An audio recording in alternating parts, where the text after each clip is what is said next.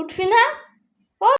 আরে মা উঠতেছি, দাঁড়াও, আর একটু ঘুমাতে দাও, উঠতেছি। তোর না আজকে বায়োলজি পরীক্ষা, পরীক্ষা টরীক্ষা কিছু দিবি টিবি না? মনা, তুই যদি আবার ঘুমতে না উঠিস, তোর তোর মুখে কিন্তু আমি জল ঢাইলা দিব, কয়ে রাখলাম। তাড়াতাড়ি ওঠ। এই যে উঠছি, হইছে শান্তি? খালি ঘুমাইতে গেলে খালি এরকম। মনা, আজকে জানি কি পরীক্ষা? ও হ্যাঁ, বায়োলজি।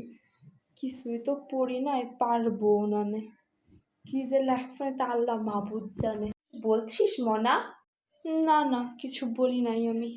মনা, মন দিয়ে পরীক্ষা দিবা, আর কিছু ছেড়ে আসবি না, যা পারবি তাই লিখে আস। কিছু পারলে তো লিখবো আমি। কিছু বলেছিস? কিছু না কিছু না। আচ্ছা মা, তাহলে আমি যাই, ঘন্টা দিয়ে দিয়েছে। আরে প্রশ্ন রাগাতে গুড়া তো কিছুই পারি না, কোনো কিছু কমনও পড়ে নাই। পাশে তো বেস্টিও নাই যে তার কাছে দেখা লিখমু, আর তার পাশে তো অন্য স্কুলের সব স্টুডেন্ট, পরিচিতও নাই যে কব যে একটু দেখাতি। কি যে করবো আল্লাহ মাহবুদে জানে। পরীক্ষা কেমন দিলি?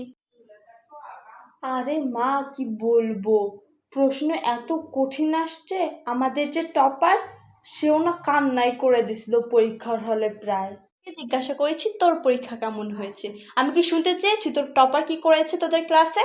আরে আন্টি, আপনি এখানে? কেমন আছেন আন্টি? হ্যাঁ মা, ভালো আছি। তা তোমার পরীক্ষা কেমন হলো?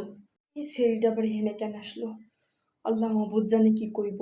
হ্যাঁ আন্টি, আলহামদুলিল্লাহ পরীক্ষা অনেক ভালো হয়েছে। প্রশ্ন এত সহজ আসছিল কি আর বলবো। কেন, ওর পরীক্ষা কেমন হয়েছে? তা তো ও বাসায় গিয়ে বলবো ওর পরীক্ষা কেমন হয়েছে।